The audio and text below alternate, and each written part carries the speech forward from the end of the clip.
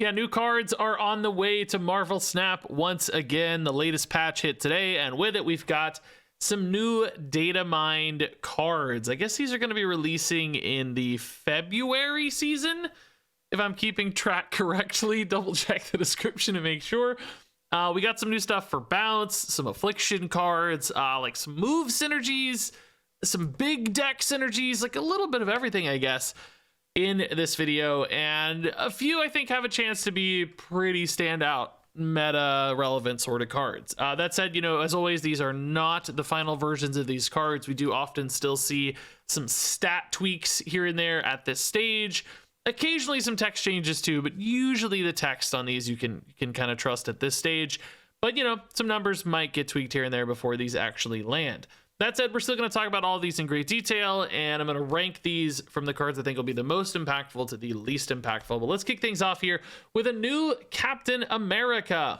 This is Sam Wilson Captain America. He is a 2/3 with a game start effect here, which is pretty cool. Add Cap's shield to a random location, and then ongoing, you can move Cap's shield. And you can see here, Cap Shield is a 1/1 with ongoing. This can't be destroyed. Give your Cap +2 power when this moves to Cap's location. And that's pretty cool, right? Number one, you're just getting kind of a free bonus card right at the start of the game. Like, you don't even have to play Captain America. Don't even have to have Sam in hand here. You're just getting the shield right off the bat. So a free bonus 1 power. Kind of reminds me of like patches almost in the old Hearthstone days for people who come from Hearthstone. That's not nothing. I don't think decks will ever run Sam Wilson Captain America just for the free bonus 1 power you don't have to spend any energy on. But it's worth noting for a couple reasons. You know, sometimes it's just nice to have those bodies down on boards. Like your Ironheart can hit on turn 3 or whatever, or you just have a priority advantage because you've got that 1/1 down early, netting you a location. So it's noteworthy. How significant? Nah, I don't know, right? But once you do play Captain America Sam Wilson here, now you can move that Cap shield, and anytime it moves to Cap's location, you're going to start netting some bonus power. So you're going to have a 2/4 at a base once you've played Sam Wilson, and then, you know, from there it goes up to 2/6, 2/8, etc. Do keep in mind, you know, like you can only move it there, and then it'll have to move away, and then it'll move back. It's not like every turn necessarily you're netting the +2. Unless you use some other outside tools to move it around, which I guess is possible, but probably won't feel like that good of a net return. But ultimately, you know, creeping this thing up to like a 2/8 or a 2/10 definitely seems possible because you move it there on 2, away on 3, back on 4, away on 5, back on 6. That's kind of 3 activations, so a 2/10 output. If you're playing these on curve, is definitely reasonable. Also keep in mind, you know, this is another way to just have a reliable move target. So things like Craven could be ways to net extra bonus buffs as well. You're just constantly able to move this thing. Now, I also want to talk about the fact that the wording on this does say Cap's shield instead of like Sam Wilson Captain America's shield. So I do think perhaps this could also interact with the regular Captain America, much like we saw the Doom 2099 card that interacts with regular Dr. Doom, and they kind of got away with that by using like Doom bots as a generic term. I wonder if this could also work with regular Captain America. Now, you know, that's not necessarily a perfect synergy, but do note that, you know, this Sam Wilson does have an ongoing effect. Captain America now buffs ongoing cards. So there could be some kind of little ongoing package that weaves in here. You know, maybe this goes in a Spectrum deck because you have like, you know, Sam Wilson's ongoing, the shield is ongoing, Cap is ongoing. Like, okay, man, that's already like 3 bodies really easy for Spectrum. Or maybe they're just their own little core together and it's just like kind of a 2-card thing that works out nicely. But I think my suspicion is that this will also work with Captain America because they gave it that kind of generic naming. So we'll see, I guess, but that could be a nice little bonus, not necessarily you know, required for this to be good or anything, but could pop up in a deck here or there. So I guess ultimately the question is like, who runs this? Do like move decks run this as a way to activate Craven more reliably or get a Miles Morales discount? I'm still not sure there's enough payoff for just movement in and of itself. It's really just Craven and Miles, but definitely a card I would keep in my back pocket if there are more cards like that printed eventually that reward you specifically for moving things a lot. That's definitely a possibility here. Beyond that, like, you know, maybe this is just a good tempo card, a priority based card where you're just sometimes getting a nice 2/10 out of it, and other times you're just getting a free 1/1. And if you're running like, you know, Kazar or Ironheart or something that cares about having that bonus 1/1 on board, maybe that's worth it enough and gives, you know, Sam Wilson here that little bit of an extra edge in a handful of different decks. Whereas, you know, if he was just a 2-drop that scaled, maybe that wouldn't be enough. But when the shield gives you extra bonuses and extra reasons to run it, that might give him the necessary points and output and bonus that really gets him a deck. So I do think there's a fair bit of potential here with Sam Wilson Captain America for decks that are leaning into this package and maybe just more generically as well. So this one's pretty relevant. Batroc the Leaper is our next card. It's a 1/2 and it reads, when a card moves, follow it to gain +2 power once per turn. So I just teased, we need more cards like Kraven or Miles that scale with movement in order to make something like Captain America Shield more interesting in a move dedicated deck. And here you go. This is another +2 scaling for every move. So suddenly you start moving that Captain America Shield around via Sam Wilson, and Batroc is going to be following it, gaining +2. He's taking a little ride on the shield. So suddenly, you know, it's not only kind of +2 on Captain America like every other turn or whatever, it's now also an additional +2 on Batroc every single turn, which if you play this on 1 and this on 2 and start moving that shield, Batroc is going to get really, really big because he's going to move on 2, 3, 4, 5, and 6. That's 5 turns. +2 each is +10 power. That is a 112, which, you know, God forbid a Killmonger's out there, but this can get reliably pretty huge. Now, it's not going to be that huge, like Human Torch kind of scaling where he just gets, you know, enormously large. But Human Torch demands specific move synergies, right? And enablers. And you're like, you know, you have to play all the cards to move him specifically at the right moments and the right times. Batroc doesn't care. He's just hanging out. Any little movement happens. Your opponent moving cards as well actually is going to activate Batroc as well. So you don't have to line things up perfectly, which gives him a little bit more freedom, I think, in a movement deck. He's just going to be bouncing along and very often become a 112 by the end of the game, which is kind of crazy, right? Probably more realistically like a 1-8 or a 110, because you won't hit perfectly every turn. You need a turn to like play your Madam Web or whatever, and he is limited to once per turn. But I think that's still going to be totally fine because he still is going to be activating other things as well, right? Like he's still going to be hitting a Kraven that gets played, right? Like that's an extra card that moves into a Kraven. That's another extra +2 in effect. So there is a lot of power scaling potential here available for Batroc the Leaper, as far as I'm concerned, both in himself, supporting other things, a great, you know, team up here with Captain America Shield.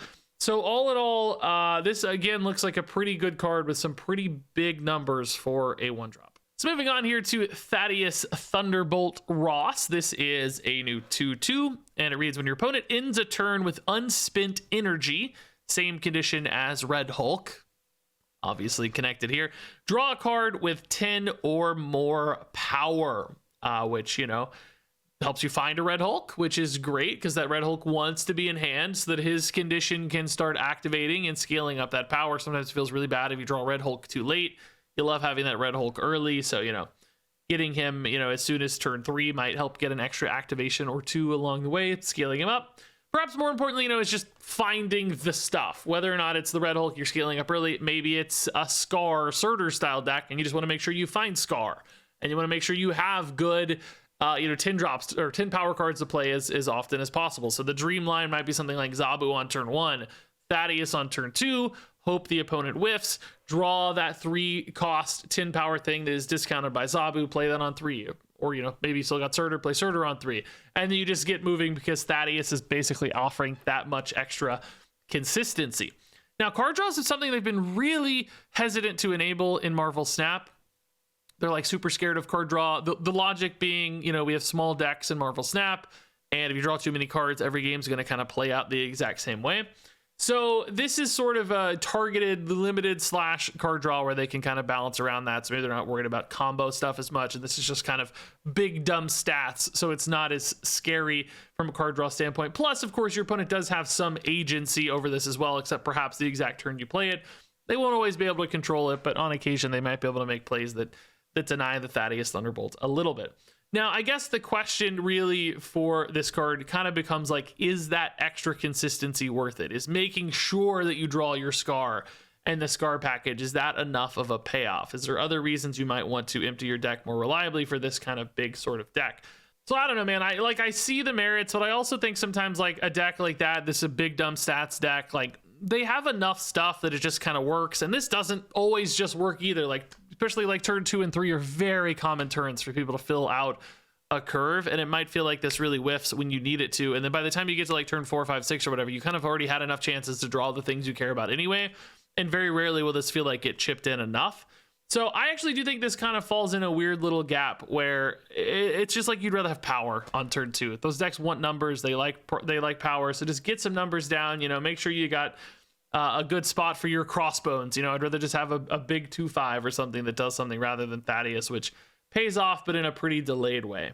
So I guess unless we specifically see some kind of like combo card or like really deck defining thing that has 10 or more power, an Odin style card where it's like that's the centerpiece of your deck, then maybe Thaddeus gets there. But right now we don't have that. And generally, you know, cards with big archetype defining effects like that don't also tend to have big stats. Spectrum and Odin are great examples, right? Like they're payoff cards, but they're smaller because they have such big effects.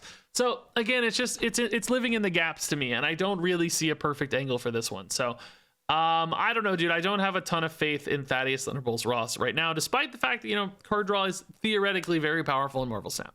All right, so moving on to our next card. This one looks, I think, pretty crazy. Redwing is a 1/2 on reveal. Return one of your other 1-cost cards here to your hand to give it +2 power. And that is just a bounce card dream, dude. This is like the perfect bounce card because number one, it's just an extra bounce. Like that can be awesome, but this is a bounce that you're happy to bounce as another 1-cost card you can bounce. So you've got just layers of bounces on bounces on bounces. And I have to imagine this just adds, you know, a nice little bonus all the time, the same way your Beast or your Toxin or whatever adds great bonuses all at once. This is just a way to chip in extra, kind of fill in your curve a little bit. If you're kind of floating one energy here or there, the Redwing can be played down. You get to replay that 1 cost again. And also you're just, you know, netting +2 power on top of that. So not only are you getting, you know, great extra Rocket Raccoon hits or Silver Sable hits or whatever, but this is stacking in another +2 power on it. And it's a 1/2 itself. So it's just an extra layer of all of those different chains. Now, I am already kind of dreading playing this that week when I have to spotlight the new card because bounce decks are so intimidating to play sometimes. And this is just adding even more calculations and planning and work because you are kind of, you know, weaving in that extra 1 energy here and there. But I don't think that's going to be a hindrance, or I don't think it's going to like feel awkward or weird necessarily. I think it's just going to feel good. Like it's going to feel like a bonus or upside. And even occasionally, if you do, you know, like play a Redwing into a Toxin or something, and it's like, oh man, I kind of am wasting the Redwing bounce, or the Toxin's a little smaller because Redwing bounced first. It's like, okay, whatever. It's fine because Redwing's still giving me +2 anyway. And it's just like, you know, it's still okay ultimately. It's still discounting a Sasquatch, or later, you know, still setting up a Hitmonkey or something. So it's like any problems that arise seem like they're just, you know, minor problems, but the upside and potential this offers every other scenario is really, really worth it. So I could see this being a really big weapon in bounce decks. I will say the only maybe risk for this is like, is it too much bounce? Like, is it unnecessary and you just rather have another 1-drop that does the cool thing that has like the payoff, whether that's like a hood to give you the big demon, or a Silver Sable to debuff their stuff, or, you know, rocket scales more essentially. I don't think that'll be the case though, because this is giving you the +2 power. It's not like this is only a bounce. It's still offering some upside when it gets played as well. So ultimately, you know, it's utility and scaling. It's not just utility, you know. So I think that's gonna again shore up any weaknesses, and this will just feel like the ultimate tool for bounce decks. So I think this looks very, very good for an archetype that has historically been very, very good already. So moving on, what do you know? We've got another bounce synergy card here. This is Joaquin Torres, Falcon. I guess there's another Falcon. He's not red. He's the green and orange Falcon. Awkward name.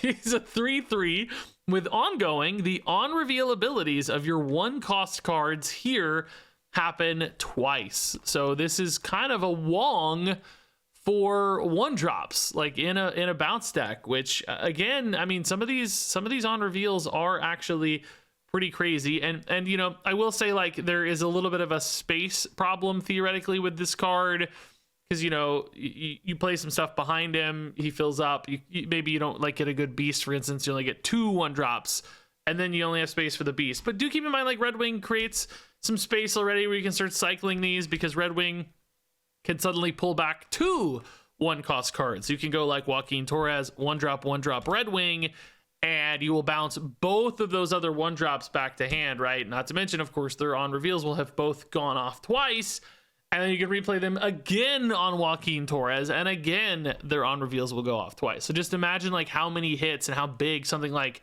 a Silver Sable gets in that scenario. Joaquin, Torres on 3 into like 3 1-drops on 4, or whatever, you know, that you can actually play the 1-drops preemptively as well, and then Joaquin behind them, and then Redwing, then replay them, right? There's all these kinds of crazy chains that exist. Not to mention, you can still beast, and you can still, you know, toxin the Joaquin, Torres and stuff. It's probably a little bit of a heavy, you know, energy tax to pay, but ultimately does still exist as an opportunity. Now, that said, you may not really have to as much. This kind of serves as like a proactive beast or a early beast. You know, beast happens after the fact, like post hoc. You play the cards, then you beast. Joaquin, Torres is the other way around, right? You can play this whenever and then play the cards on top of it, and you don't really necessarily need to bounce them because they've already gone off twice, right? So unless you're enabling a hit monkey or a Sasquatch or whatever via the cards themselves being played, if you're really primarily just worried about the on reveals, so you just want the demons in hand, or you want the Silver Sable scaling and debuffs or whatever, then actually Joaquin, Torres is kind of the same thing in those scenarios. So it almost feels like it could kind of shift bounce into less of an actual bounce deck, although I think you'd still probably run Redwing, and you'd probably still run something like Toxin as well. You might just see the list move a little bit and kind of take a different direction, where it's less about playing things as many times as possible and more about just getting as much benefit out of them, playing them, you know, once or twice or whatever, instead of trying to play them 3 or 4 times. So maybe you move away from Hitmonkey or Sasquatch, you have other alternative lines instead. So ultimately, I don't know, man, I think this is just cheap enough to be really interesting, and with stuff like Redwing, the space stuff's not as big of a concern. So I do actually think this is pretty cool. It's fairly narrow, you know, it's only 1-cost cards, so, you know, this is not a Wong replacement for cheap stuff. Most decks just wouldn't benefit enough from 1-cost cards. You really have to lean into that to make sure you're running the right ones and the payoffs are there. So a pretty limited card in scope, but I think, again, a pretty great fit potentially for bounce decks. All right, so moving on to our next card here, it's Cobra, and this guy is so goofy, dude. He looks like a Masters of the Universe He-Man character to me more than Marvel. Also kind of G.I. Joe, I guess, with the Cobra name. But he's a 3/6, and he reads, you can only play this at a location where your opponent has exactly 1 card, which, you know, that's not 0. It's exactly 1, which is, you know, supposed to be one of those kind of restrictive downsides, a la like Crossbones. But, you know, you're theoretically getting a card with a stat upside, and he's supposed to have higher power, a la Crossbones, right?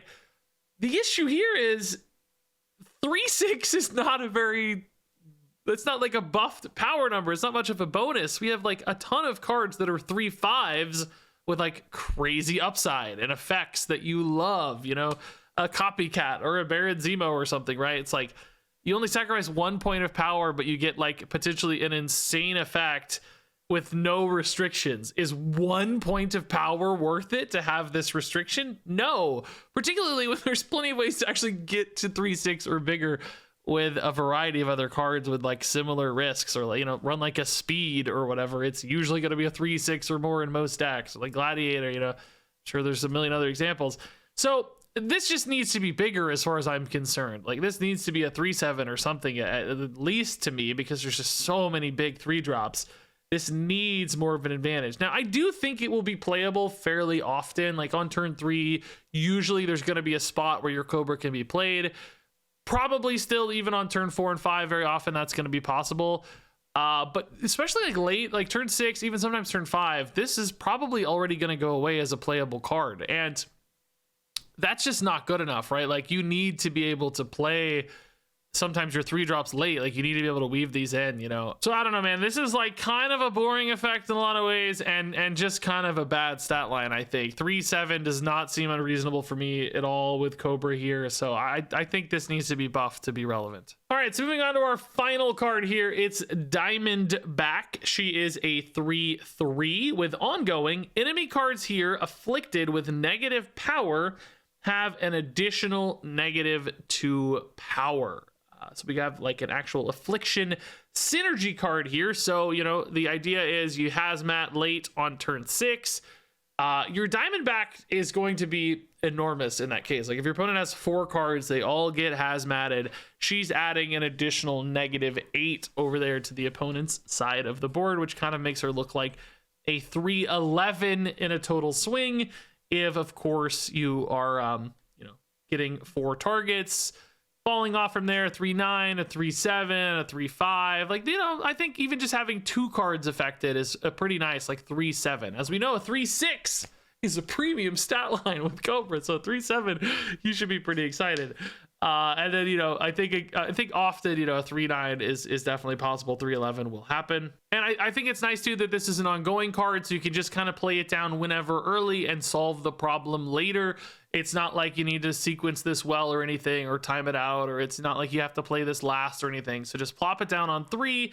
Now, it does kind of give your opponent a little bit of information, like, oh, I don't want to play cards into the Diamondback necessarily, because like that's a scary location, right? Like, I don't want to risk the afflictions there, but you might be able to force the hand a little bit too. You know, we've got Clog style decks, send over some arrows from Kate Bishop, or some goblins, or some rocks from debris or whatever, and then force the hand. And really, if Diamondback is strong enough to like solo a location in essence, because you know you're relying on the negative power, the Clog, and then she's only 3, that gives you a lot of leeway, right? Like, Diamondback can hold down a spot, Ajax can hold down a spot, and then you just finish with a hazmat or whatever other enabler.